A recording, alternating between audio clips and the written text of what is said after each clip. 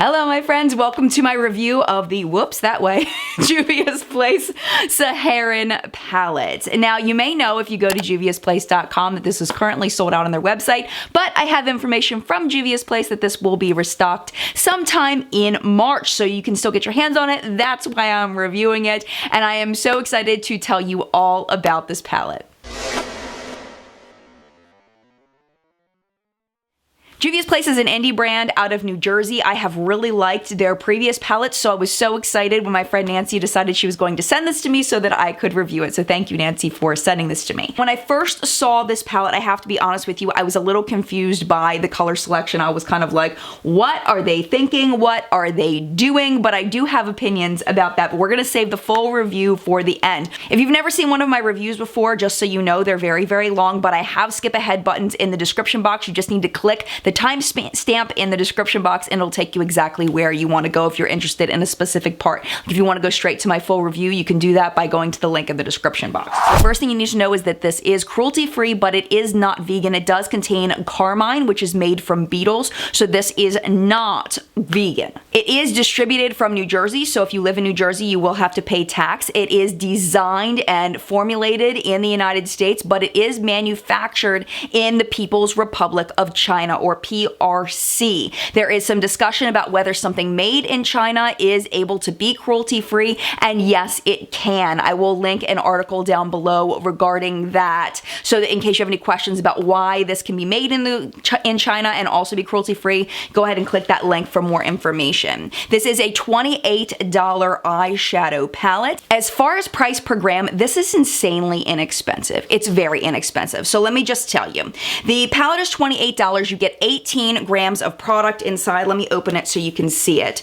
You get 18 grams of product inside, which ends up being $1.56 per gram. This is cheaper than any high-end eyeshadow palette that I own by far. The closest one is the Kat Von D Metal Matte palette, which was very close to this, but still just a tad bit more expensive per gram than this.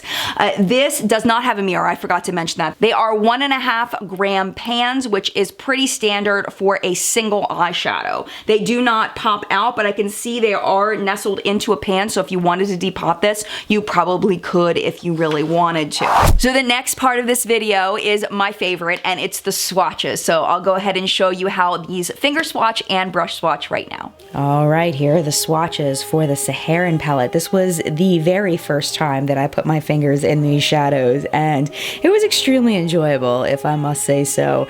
I mean, this first row is definitely my favorite. I mean, look at that. The finger swatches are insane. They're absolutely insane. The brush swatch for Sokoto, I don't feel like does it super justice. You can really get it up to that full pigmentation on the eye if you want to. Wadabi is just, it's perfection. It's absolute perfection. It looks just like that on the eye. Bororo, I think that's how you pronounce it, is also just perfect. And Kia is perfect. I have nothing bad to say about any of this top row. I mean, Sokoto being a matte shade, the fact that they got that thing to be so beautiful with a brush, just unbelievable. I don't know what fairy they hired or bribed to help them to put magic into this palette, but they did something good. Now this is the white test, and the purpose of this is to show how the shadows may fade over time or how they'll perform if you overblend, and you notice that Sokoto and Kia hang out there really well. Wadabi and Bororo kind of fade away. The second row is my least favorite, but it's still a really good row. This one is my absolute least favorite of the shadows, and that's Zoya, that first one. Iman is really nice. Jamila is good. It's a little bit difficult to work with. It kind of is a little bit tricky to blend, but it's still a really good shadow. Zoya is the only one that I feel like doesn't perform well, and you'll see that in the demo as well. It just doesn't perform well. It might also be due to my skin tone as well. Iman's brush swatch, I don't feel like it does it 100% justice. You'll see it better in the demo. Jamila is good. It's a good shadow. It's just a little harder to get to move where I want it to move. And Senegal is just as magical as that top row. Just, whoa. Oh my gosh. Like, I don't even know what to say. There's just so much magic there. Like, I don't even know what to say. Now with the wipe test, Jamila and Senegal hang out there really well. Zoya actually hangs on pretty well, but Iman is gone. It's completely gone. So just be aware of that when you're using the shadows. Now this final row, second favorite row, we have Chad, Katsina, Lulu, and Fula. Chad is amazing. Katsina you're gonna see in a minute in the demo. I use it as a crease shade. Lulu's my least favorite in this row, but it's still a really good shadow. Like least favorite meaning that it's like an 8 out of 10. It's really good. Look at Chad. I mean, you want a black smoky eye, Chad is your shade. Katsina's actually really easy to work with. It looks a little stiff there, but it's really easy to work with. Lulu, you just kind of have to build it a little bit. Just show it a little love and it'll love you back. And then Fula is just, I've never seen a shade like Fula before. I mean, maybe you have, but I've never seen a shade like that. That metallic pink just, oh my gosh. Like, did you ever just look at a shadow and you just love it so much? It's just like hits your soul. So when you do the wipe test, you can see Chad is not going anywhere. It does smudge and smear, which is good for smoky eyes. Katsina hangs out there really well. Lulu kind of fades away a bit, but Fula hangs in there pretty well. So really, really good, solid swatches on this palette. Now you've seen how they apply to arm skin. Now I want to show you how I got this look today using this eyeshadow palette. I did have to dip into my Naked 2 palette for a brow bone shade, but you'll see that in the demo. I wanted to use as many colors as possible, and you'll see that in this. Without talking anymore, let's just watch the demo. Just see how it all works. Go ahead.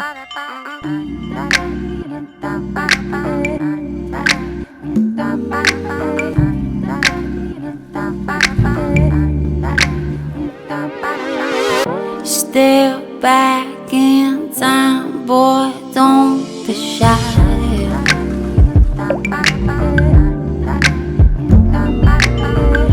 Memories are running through my mind,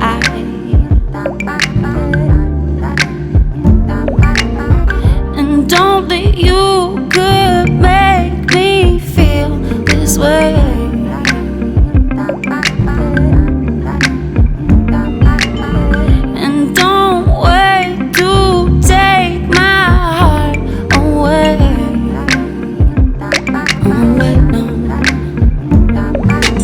Don't wanna push it if you don't really feel the same. I guess we're living in the past, boy, what a shame.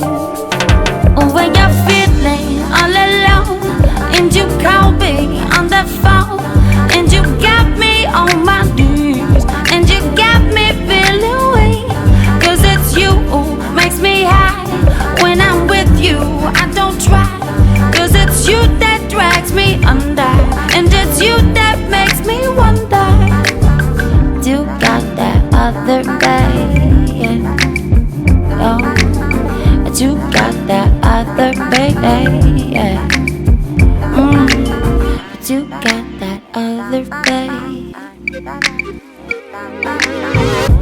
Don't waste my time. Two more major parts of the video. The next one is ingredient analysis, and then after that will be my full review. So ingredient analysis is when I go to environmentalworkinggroup.org and other websites that I trust to tell you about whether there's anything in here that may cause problems with the environment or with sensitive eyes, or if there's anything in here that could cause harm to you in any way. That's what this section is about. So the first ingredient in here is talc. It's a bulking agent. What they do is they take the pigment, and the talc kind of fluffs it up a little bit and gives the pigment something to stick to. Talc can be an irritant for some people. I will link some information about talc in the description below. Another thing that may be irritating to some people is ethylhexyl palmitate. It's an emollient. It's made out of palm oil, so it gives it that moistness, that slip, and these are very, very, very moist. So the ethylhexyl palmitate helps with that slip. This is also something that people can have sensitivity to, so just so you know, that is in here as well. The next thing that's in here is a very interesting ingredient, and that's mineral oil. And I did some research on mineral oil. It is ranked as a 1 to 3 for environmentalworkinggroup.org. It's classified as expected to be toxic or harmful by the Environment Canada Domestic Substance List, which I thought was very interesting.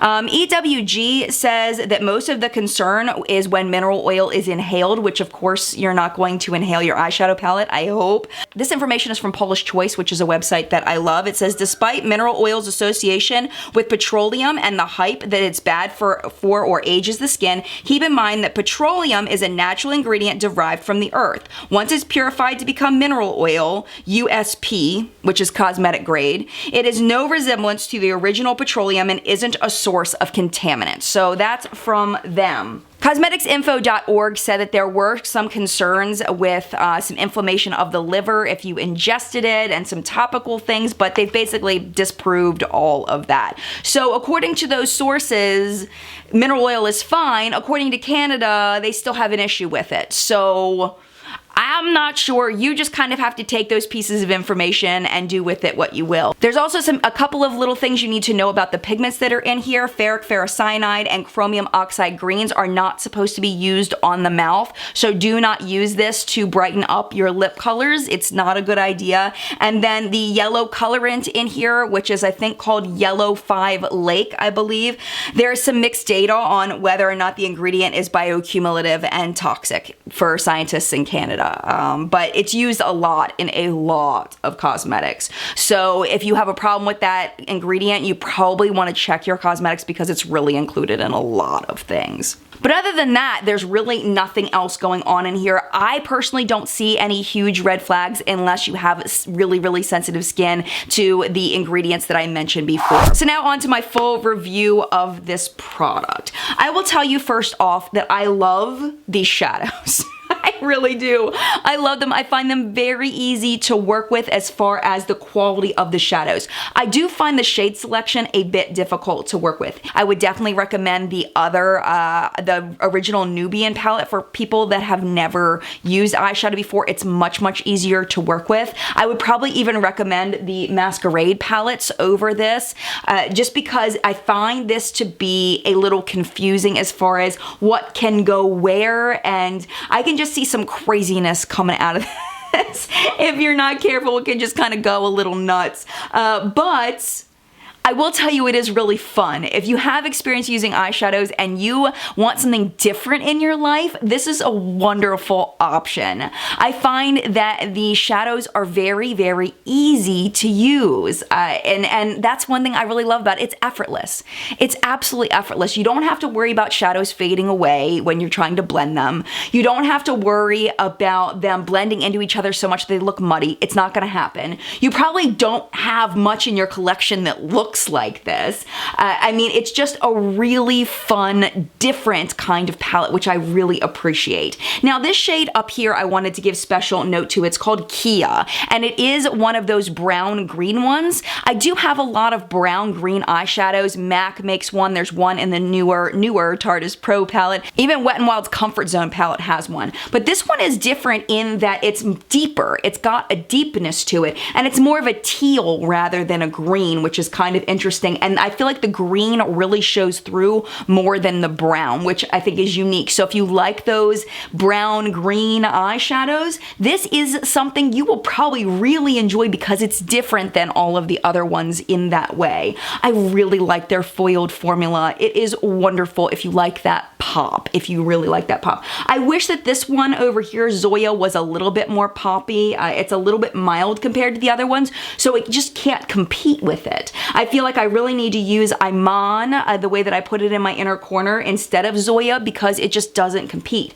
So who is this eyeshadow palette best for? I feel like people with any skin tone can love this and have a lot of fun with it, but it really is for color lovers, for people that like bright shades, for people that like out-of-the-box makeup looks. If you like something safe, this is not your palette. This is not a safe palette. Go with Nubian 1. If you have aging lids where you have some crepiness, you will be able to get some love out of this. And one thing that's fun, if you have aging lids and you're a little nervous about popping, you know, this one right here, this bright gold all over your lid, you can throw it on the lower lash line for an extra little pop of color, and that's a lot of fun. Or you could use it as an eyeliner. Take your eyeliner brush, put a thick stripe over your lash line, and then take a black liner and hug that right next to your lash line. And you'll have this beautiful stripe stripe of gold, and it looks really beautiful without being completely overpowering. As far as wear time on these shadows, I can get them to last beautifully through a work or school day. You can probably bring it into the evening, but by the end of the evening, you're gonna see that it's not gonna look the same, girlfriend or boyfriend. It's not gonna look the same as it did when you first put it on, of course, but the lasting power is pretty darn good, I must say. I'm very happy with it. So if you haven't figured it out yet, this is a definite recommend from me to you. I really feel like Juvia's Place is one of the most consistently good formulas of eyeshadow that I have ever seen. I feel like they're just bringing everything to a new level. I feel like the only brand that can compete with Juvia's Place is Colored Rain. There's no one else that's even in the ballpark right now. Like nobody. I mean, you think about some of the brands that are just outright failing right now, that used to be good or people used to think they're good, but I think they're just Juvia's Place and Colored Rain, I feel like, are just bringing the eyeshadow game to a whole nother level. And I'm just really excited for them. I hope that they do well, and I hope that if you do buy this palette, I hope that you love it as much as I do. I am not affiliated with Juvia's Place. They did not send this to me. I just happen to absolutely love their products. So I want to thank you so much for watching this video. If you enjoyed it, definitely make sure you subscribe. Again, I have the video with the eyeliners linked down below if you're curious about these. Both of these products will be back in March, so keep your eye out for those. And again, I just want to thank you so much for watching. Mad love, and I'll see you in a video very, very soon. Bye!